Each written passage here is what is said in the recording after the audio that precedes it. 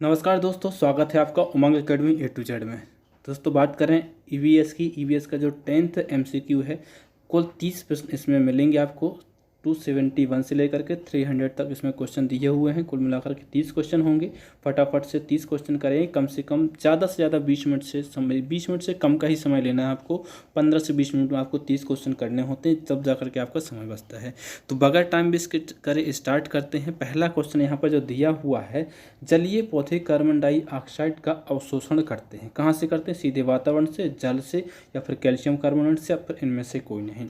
तो जलीय पौधे जो होते हैं, यदि ऑक्सीजन की बात करूँ तो ऑक्सीजन तो सीधे जल से वो अवशोषित कर लेते हैं, लेकिन कार्बन डाइऑक्साइड का अवशोषण नहीं करते। इनमें से किसी से नहीं करते हैं। ठीक है, तो इसका सही जवाब होगा चौथा सही जवाब हो जाएगा द नंबर। ठीक है, नेक्स्ट क्वेश्चन है 272 क्वेश्चन है। क्या है, क्या दिया हुआ है? एक वृक्ष एक वर्ष में कितने टन कार्बन डाइऑक्साइड अवशोषित करता है? एक वृक्ष की बात कर रहे हैं। एक वृक्ष जो होता है एक वर्ष में कितने टन कार्बन डाइऑक्साइड अवशोषित करता है? 12 टन, 20 टन, 28 टन, या फिर 45 टन? कितना अवशोषित करता है? तो इसका सही जवाब क्या होगा? 272 का क्या होगा? 12 टन। एक वृक्ष जो होता है एक साल में 12 टन कार्बन डाइऑक्साइड जो होती है अवशोषित कर लेता है। दोस्तों आप सभी से रिक्वेस्ट है, यदि आप चैनल पर पहली बार विजिट कर रहे हैं तो चैनल को सब्सक्राइब कर लें, साथ ही साथ उसका जो बेल आइकन है उसको भी प्रेस कर लें, ताकि जैसे वीडियो डलेगा उसका नोटिफिकेशन आपको मिल जाएगा। यदि वीडियो अच्छा लगता है तो लाइक जरूर कर दें। यदि कुछ सवाल इसमें पूछे जाएंगे वीडियो में तो उसका कमेंट बॉक्स में कमेंट जरूर कर दीजिए। एक दो सवाल पूछे जाते हैं तो आप उसका कमेंट बॉक्स में कमेंट जरूर कर दीजिए। नेक्स्ट क्वेश्चन है, मानव जाति के लिए अंतिम वातावरणीय आपदा होती है। यानी मानव जाति के लिए सबसे अंत में कौन सी बात जो आपदा आती है वो कौन सी है? वायु प्रदूषण, जल प्रदूषण, ध्वनि प्रदूषण, नाभिकीय प्रदूषण। तो सबसे पहले तो यदि बात करो तो वायु प्रदूषण हो जाता है, वायु प्रदूषण होता है, ध्वनि प्रदूषण होता है, जल प्रदूषण होता है। सबसे लास्ट में जो होता है वो होता है नाभिकीय प्रदूषण। क्या होता है? सबसे लास्ट में होता है नाभिकीय प्रदूषण। नेक्स्ट क्वेश्चन है, किस गैस में कार्बन मोनोऑक्साइड की अधिकता होती है? कौन सी गैस है जिसमें कार्बन मोनोऑक्साइड की अधिकता होती है? कोयला गैस, प्राकृतिक गैस, वायु अंगार गैस, या फिर भाप अंगार गैस? तो जो कोयला गैस होती है, कोयला गैस में सबसे ज़्यादा कार्बन मोनोऑक्साइड हो पाया जाता है। तो इसका सही जवाब होगा कौन सा हो जाएगा? पहला।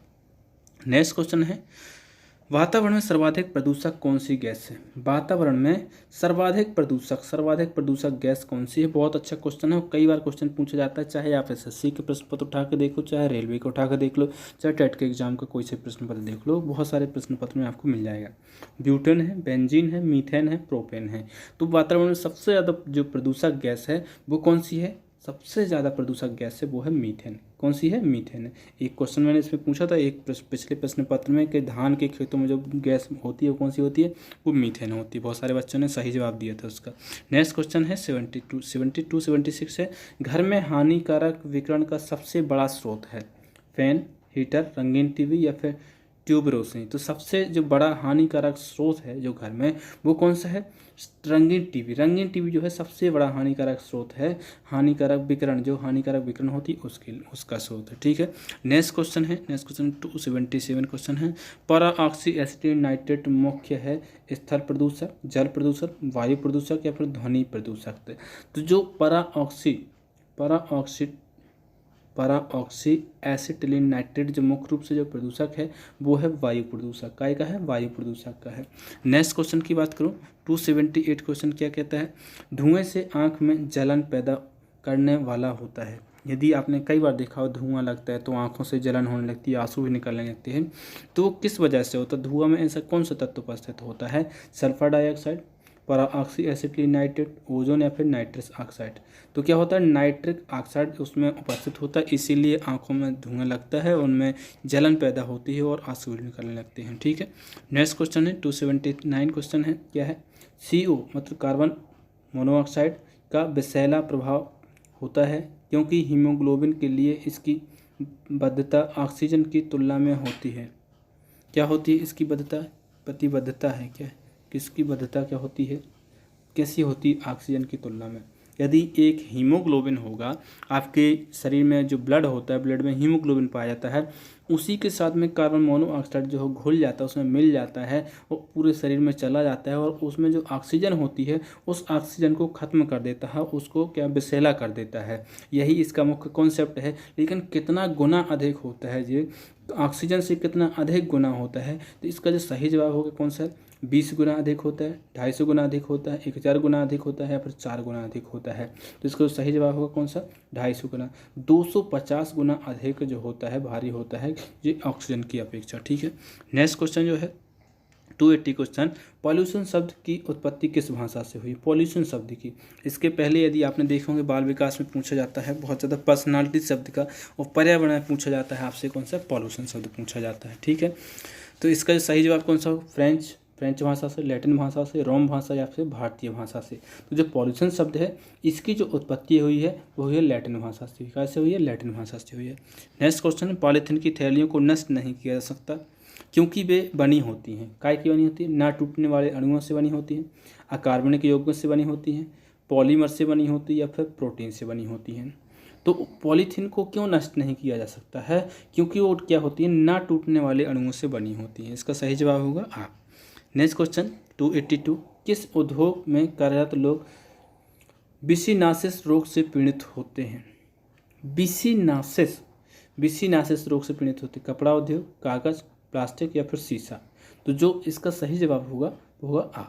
कपड़ा उद्योग में जो लोग काम करते हैं, बहुत अधिक समय तक काम करते हैं फैक्ट्रियों में, उनको बिसिनासिस नामक रोग हो जाता है। ठीक है, नेक्स्ट क्वेश्चन है, कोयला उद्योग में कार्यरत लोगों को कौन सी बीमारी हो जाती है। ये बहुत ज़्यादा क्वेश्चन पूछा जाया है। ठीक है, तो कौन सा है, न्यूमोनोकोकस, बिसिनोसिस, सिलिकोसिस, ब्लैक फुट। तो ब्लैक फुट तो आपने देखा है कि पशुओं में हो जाता है, सिलिकोसिस अब भी देखा आपने, कपड़े में जो काम करते हैं या फिर कपड़े कारखाने में काम करते हैं उनको होता है, तो ये है नहीं है, बिसिलासिस नहीं है। इसका क्या है, पहला न्यूमोनोकोकस जो रोग होता है वो हो जाता है जो कोयला खदानों में काम करते हैं, कोयला उद्योग में काम करते हैं, उनको ये रोग हो जाता है। नेक्स्ट क्वेश्चन है 284, समुद्रों में वायु प्रदूषण का मुख्य कारण है। जो समुद्र होते हैं उसमें प्रदूषण का मुख्य कारण क्या होता है, परमाणु परीक्षण, तेल स्राव, या फिर औद्योगिक बहिस्राव, या फिर कोहरा। तो क्या होता है, औद्योगिक बहिस्राव उसमें समुद्र में ज़्यादातर मिलाया जाता है। यही जो होता है मुख्य रूप से समुद्रों का प्रदूषण जो सबसे ज़्यादा फैलाता है और इस कारण बनता है प्रदूषण का। नेक्स्ट क्वेश्चन है, मृत धारा या फिर मृत नदी से आशा है। मतलब मृत धारा की बात करूँ या फिर मृत नदी की बात करूँ या फिर मृत सागर, तो क्या है, मरे लोगों को बहाने वाली, मार डालने वाली, जीव जंतु विहीन, या फिर कोई नहीं। तो मृत धारा या फिर मृत नदी का मतलब यहाँ पर है जीव जंतु विहीन नदी, ऐसी नदी या फिर ऐसी धारा जिसमें किसी भी जीव या फिर जंतु का जीवन संभव नहीं है, वो होती है मृत धारा या फिर मृत नदी है। ठीक है, तो 7 नंबर इसका सही हो जाएगा। नेक्स्ट क्वेश्चन है 286 है, क्या कितने डीबी, मतलब डीबी इस प्रकार से लिखा होता है, डेसिबल, डीबी का मतलब क्या है, डेसिबल। ठीक है, शेर या शेर नहीं, यहाँ पर क्या है, यहाँ पर क्या है, शोर लिखा हुआ, शोर में त्वचा भी जल सकती है, मतलब इतना प्रदूषण कि त्वचा भी जल सकती है, कितने डेसिबल। ठीक है, तो 100 डीबी या फिर 120 डीबी, 170 डीबी, 40 डीबी या फिर 170 डीबी। तो जब आपका जो प्रदूषण होगा वो 170 डीबी हो जाए, कितना, 170 डीबी हो जाएगा, तब जा करके त्वचा जल सकती है। इस प्रदूषण पे क्या होती है, त्वचा जल सकती है। और शोर की बात करें तो शोर तो आपने देखे होंगे 70, यदि डीबी है तो 70 डीबी से जो भी अधिक की ध्वनि होती है वो क्या होती है, प्रदूषण कहलाती है। और सामान्य जो ध्वनि होती है वो कितनी होती है, 45 डीबी होती है। कितनी होती है, 45 डीबी होती है सामान्य ध्वनि। यदि आपसे पूछा जाए कि ध्वनि की तीव्रता कैसे नापते हैं, तो डीबी से नापते हैं, ध्वनि प्रदूषण नापते हैं डीबी में। ठीक है, तो इसका सही जवाब कौन सा होगा, द इसका सही जवाब हो जाएगा। नेक्स्ट क्वेश्चन है 287, राष्ट्रीय प्रदूषण निवारक दिवस किस दिन होता है। राष्ट्रीय प्रदूषण निवारण दिवस किस दिन होता है। यदि किस दिन इसकी स्थापना होती है उसी दिन पर मनाया जाने लगा है, तो कब हुआ था, कब से माना गया है, किस डेट को मनाया जाता है। तो 287 का जो सही जवाब होगा वो होगा बा, ऑप्शन बा, 2 सितंबर को होता है। ठीक है, 12 जनवरी को कौन सा दिन मनाया जाता है, जो आप मुझे कमेंट बॉक्स में कमेंट करके बनाया जाता है। किसके जन्मदिन के उपलक्ष्य मनाया जाता है, 12 जनवरी को मनाया जाता है। क्या मनाया जाता है, राष्ट्रीय युवा दिवस। कौन सा, राष्ट्रीय युवा दिवस मनाया जाता है। ये किस महापुरुष के जन्म दिवस के उपलक्ष्य मनाया जाता है, उन महापुरुष का नाम आप कमेंट बॉक्स में कमेंट कीजिए। ठीक है, नेक्स्ट क्वेश्चन है 288 क्वेश्चन है, मध्य प्रदेश की सर्वाधिक प्रदूषित नदी है। इसको मैं कॉन्सेप्ट के जरिए याद करवाऊंगा, ट्रिक के जरिए। नर्मदा नदी, सोन नदी, या फिर ताप्ती नदी, या फिर बेतवा नदी। तो देखो, वैसे तो सोना जो होता है सबको अच्छा लगता है, बहुत अच्छा होता है, देखने में भी बहुत अच्छा लगता है, लेकिन जो सोन नदी है वो सबसे प्रदूषित नदी है। क्या है? सोन नदी जो है वो सबसे प्रदूषित नदी है। तो यदि मैं बात कहूँ कि सोना जो है माइंड को प्रदूषित कर देता है, वो उसकी जो दिखावट होती है, जो चकाचौंध होती है सोने की या फिर गहने की, जो माल रखने की, वही क्या होती है, माइंड को प्रदूषित कर देती है। वो उसी से क्या होता है, कई प्रकार के रोग होते हैं, कई प्रकार की लड़ाई झगड़े होते हैं, चोरी होती है, लूट काट होती है, मारपीट होती है। तो सोन नदी क्या है, सबसे प्रदूषित नदी है मध्य प्रदेश की बात करें। ठीक है, सही जवाब होगा बा। नेक्स्ट क्वेश्चन है 289 क्वेश्चन है, पर्यावरण को सर्वाधिक प्रदूषित करने वाले हैं कौन से? जीव जंतु हैं, वनस्पतियां हैं, पक्षी है, फिर मानव है।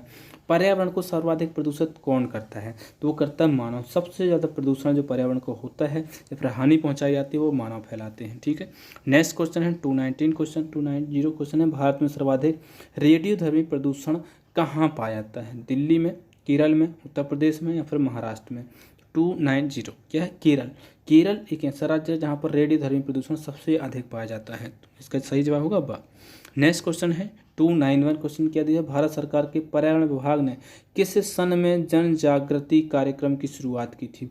जन जागृति कार्यक्रम की शुरुआत 1982 में, 1988 में, 1992 में, फिर 1998। तो जन जागृति जो कार्यक्रम की शुरुआत की गई थी सन 1982 में की गई थी, भारत सरकार ने की थी। ठीक है, नेक्स्ट क्वेश्चन है 292 क्वेश्चन दिया हुआ, पर्यावरणीय पर्वतीय क्षेत्र में वन विनाश से कौन सा प्रकोप बढ़ता है? पर्वतीय क्षेत्र में वन विनाश से मतलब यदि पर्वतीय क्षेत्रों में वनों को काटा जाएगा तो कौन सा प्रकोप होगा? भूकंप आएगा, भूस्खलन होगा, ज्वालामुखी आएगा, फिर चक्रवात आएगा।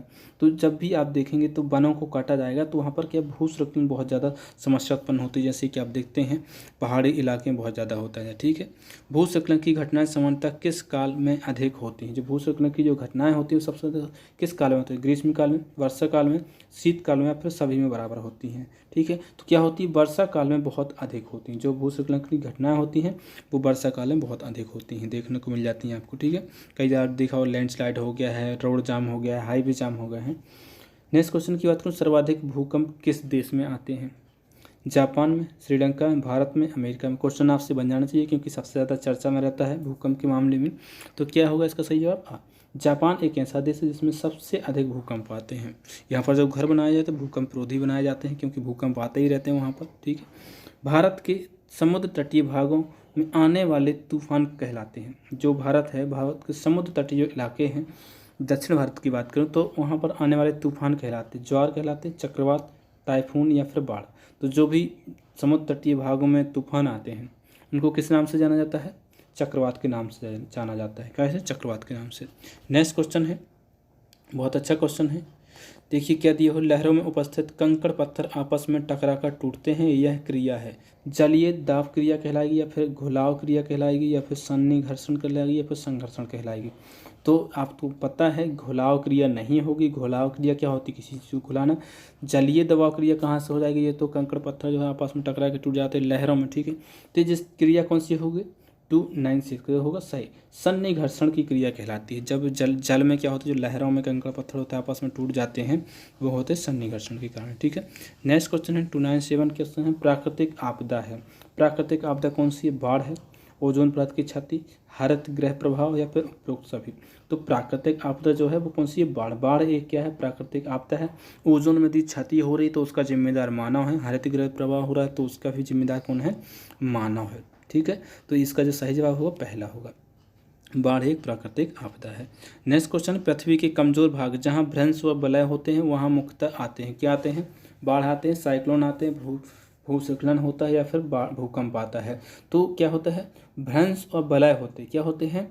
कमजोर भाग। पृथ्वी का ऐसा कमजोर भाग जहाँ पर भ्रंश व बलय होते वो वहाँ पर क्या आते हैं? ज़्यादातर जो होते हैं वहाँ पर क्या होते हैं? भूकंप बहुत अधिक मात्रा में आते हैं। ठीक है, जो कि आप देखें कि जो अभी देश में देखा तो नेपाल में सबसे ज़्यादा आते हैं। नेक्स्ट क्वेश्चन है 299 क्वेश्चन है, भारत का भूकंप संवेदी क्षेत्र है। देखो क्वेश्चन मिल गया, सबसे ज़्यादा भूकंप कहाँ आते हैं, या फिर इस प्रकार से पूछा जा सकता है कि भारत में सबसे ज़्यादा कहाँ पर भ्रंश व बलय पाए जाते हैं, या फिर इस प्रकार से क्वेश्चन पूछा जा सकता है जैसे अभी दिया हुआ है। तो केरल, हिमाचल प्रदेश, राजस्थान या फिर दिल्ली। तो सबसे ज़्यादा जो पाए जाते हैं, कहाँ पर पाए जाते हैं, हिमाचल प्रदेश में सबसे ज़्यादा बलय पाए जाते हैं, भ्रंश पाए जाते हैं, यानी भूकंप संवेदी क्षेत्र सबसे ज़्यादा कहाँ पर है, हिमाचल प्रदेश में। नेक्स्ट क्वेश्चन है 300 क्वेश्चन है, यहाँ पर 300 क्वेश्चन आपके कंप्लीट होते हैं। 500 क्वेश्चन की जो सीरीज चल रही है उसमें 300 क्वेश्चन कंप्लीट हो रहे हैं। इस क्वेश्चन के बाद कितनी तीव्रता से अधिक का भूकंप विनाशकारी होता है, 5.4 रिएक्टर, 5 रिएक्टर, 4.5 रिएक्टर या फिर 3.2 रिएक्टर। तो पहला क्वेश्चन तो यहाँ पर यही पूछा जाता है कि भूकंप को नापते हैं, कैसे नापते हैं, रिएक्टर पर नापते हैं। ठीक है, सबसे यदि नुकसान वाला होता है वो कितना होगा, 4.5 रिएक्टर से जो अधिक का मान होगा वो क्या होगा, नुकसानदायक होता है, और हानि उसमें बहुत ज़्यादा होती है, जन धन सभी की हानि होती है। ठीक है दोस्तों, आई होप आपको वीडियो पसंद आया होगा। यदि वीडियो पसंद आया तो फटाफट से लाइक कर दें, और क्वेश्चन एक मैंने किया है तो उसका कमेंट बॉक्स में कमेंट जरूर कर दीजिए। और अन्य जो सभी विषय के वीडियो देखने के लिए आप प्लेलिस्ट में चले जाइए, डिस्क्रिप्शन बॉक्स में वहाँ प्लेलिस्ट की लिंक मिल जाएगी, तो वहाँ से जा करके आप देख सकते हैं। मिलते हैं एक नए वीडियो में, तब तक के लिए नमस्कार।